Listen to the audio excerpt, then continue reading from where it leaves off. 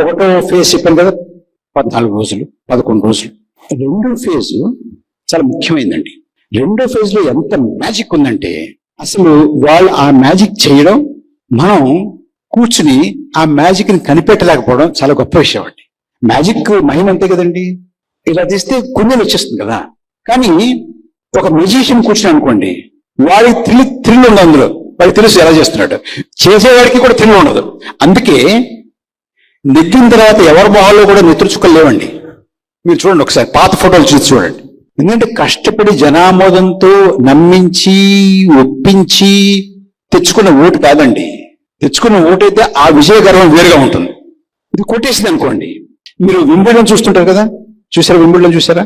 Qualifying rounds లో ఆడి, quarter finals లో ఆడి, semifinals కి వచ్చి, ఫైనల్స్ కి వచ్చి, ఇక్కడ ఈ పక్క నుంచి ఆ పక్క నుంచి ఈ పక్క అటు ఇటు బాల్ కొట్టి చెవట వచ్చి వీడిని ఓడించి వాడిని ఓడించి చివరిలో ఫైనల్స్ కి వచ్చి, ఫైనల్స్ లో కూడా కష్టపడి 5-7 వరకు వచ్చి నెగ్గిన తర్వాత ఓ పెద్ద షీల్డ్ ఉంటుందండి. ఆ షీల్డ్ ఇచ్చిన వల్ల పట్టుకోవాలనుకోండి, కొన్ని వేల ఫోటోగ్రాఫర్లు టక ఫ్లాష్లు కొడుతూ ఫోటోలు తీసారనుకోండి, ఎంత గర్వంగా ఉంటుందండి. బ్రహ్మాండంగా ఉంటుంది. నెగ్గాడు, కష్టపడ్డాడు, చెమట వచ్చాడు, దాని వెనకాల కొన్ని సంవత్సరాలు పరిశ్రమ చేశాడు, నెగ్గాడు. ఒక విజయ గర్వం ఉంటుంది. ఆ షీల్డ్ చూసి నేను, ఈ షీల్డ్ భలే ఉందరా అని చెప్పి డాక్టర్ గారు నాకు షీల్డ్ చేయించి పెడతారా అని చెప్తే, ఆయన ఎంత 30,000-40,000 అవుతుంది, అంతే, అందుకని ఎక్కువ అవ్వాలండి. అది ఆయన చేయించి ఇచ్చాడు అనుకోండి, నేను అది బట్టి ఎత్తుకున్నాను, ఇలా ఎత్తారనుకోండి, మీరు ఎవరైనా చప్పట పడతారా? నాకు విజయ గర్వం ఉంటుందా? ఉండదు. ఎందుకు ఉండదంటే అది నా పరిశ్రమతోటి, నా పరిపాలనతోటి, నేను జనాన్ని మెప్పించడంతో, ఒప్పించతోటి వచ్చినటువంటి విజయం కాదు కాబట్టి ఉండదు. ఇవాళ కూర్చున్నటువంటి ప్రభుత్వం కూడా ఒప్పించి మెప్పించి మన ఆమోదాన్ని గెలుచుకుని కూర్చున్నటువంటి ప్రభుత్వం కాదండి. ఫేజ్ 2 గురించి చెప్తున్నాను కదా. ఎన్నికల ఎన్నాళ్ళైందండి? ఐడియా ఉందా మీకు? సంవత్సరం 3 నెలలు అండి. ఇప్పటికి మీకు రహస్యం తెలుసా? బహిరంగ రహస్యం ఇది.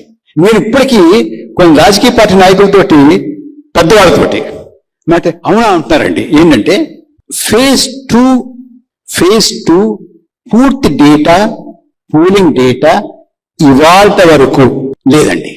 ఇక్కడ పైకి వచ్చే ముందు డాక్టర్ గారు మాట్లాడుతున్నప్పుడు నేను ఒకసారి చెక్ చేసుకున్నాను నెట్లో, ఈసీ ఏమైనా పెట్టిందా అని. పెట్టలేదండి, ఇంతవరకు లేదు సార్. ఏం లేదంటే మీరు నవ్వుతారు, నమ్మట్లేదా? ఛాలెంజ్ చేస్తున్నాను. ఇప్పటి వరకు, ఈ క్షణం వరకు ఫేజ్ 2లో ఏ రాష్ట్రంలో, ఏ నియోజకవర్గంలో ఎంత పోల్ అయ్యింది ప్రిలిమినరీ తెలియదండి ఎవరికైనా. వాళ్ళు ఏమిచ్చారంటే మనకి మ్యాజిక్ ఎలా చేశారంటే, మన కళ్ళు ఎలా కప్పారంటే, ఫేజ్ 2లో 88 స్థానాలండి, ఇంత పోలింగ్ పర్సంటేజ్ అయ్యింది అన్నారండి. 88 స్థానాల్లో ఇంత పోలింగ్ పర్సంటేజ్ ఏంటి? అనేక రాష్ట్రాల్లో అయ్యాయి.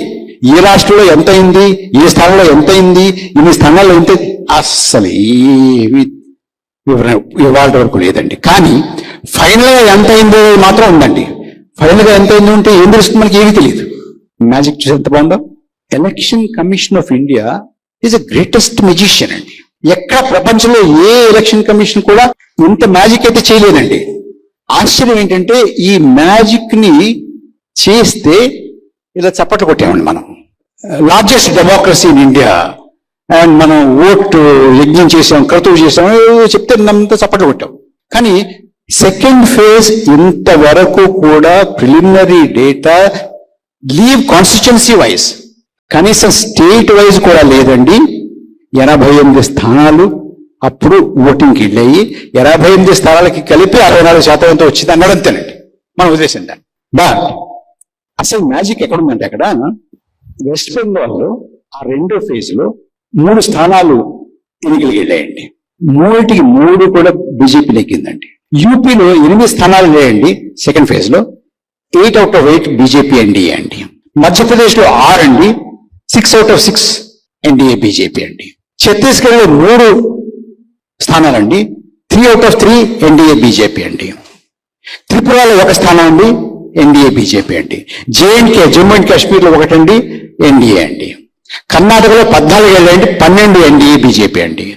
రాజస్థాన్ లో 13 వెళ్ళండి, 10 ఎన్డీఏ బీజేపీ అండి. అస్సాంలో 5 వెళ్ళండి, 4 బీజేపీ అండి. అసలు ఈ మొత్తం 7 ఫేజెస్ లో extraordinary strike rate for BJP is phase 2 అండి. ఇంతవరకు డేటా లేదండి.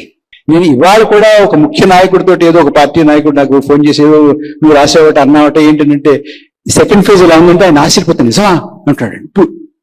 1 year తర్వాత they are surprised. Political parties మీకు ఇంతవరకు ఏ ఫేజ్ కి కూడా 1 to 7 preliminary voting figure state wise ఇచ్చారు కానీ కాన్స్టిట్యున్సీ వైజ్ ఇంతవరకు ఇవ్వలేదండి. ఇంతవరకు కూడా మీ నియోజకవర్గంలో మొన్న జరిగినటువంటి పార్లమెంట్ ఎలక్షన్ లో ప్రిలిమినరీ ఓటింగ్ ఫిగర్ ఏది వెతకని చూద్దాం, మీకు you don't get it. State wise వస్తుంది. phase 2 ప్రత్యేకత ఏంటంటే స్టేట్ వైజ్ కూడా లేదండి, ఫేజ్ వైజ్ ఉంది. ఫేజ్ ఎవరికి కావాలండి? ఏం తెలుస్తుంది మనకు ఫేజ్ వైజ్? మొత్తం 88 స్థానాల్లో 64%, 63% పోలైందంటే does it make sense? That is the magic of election commission of India.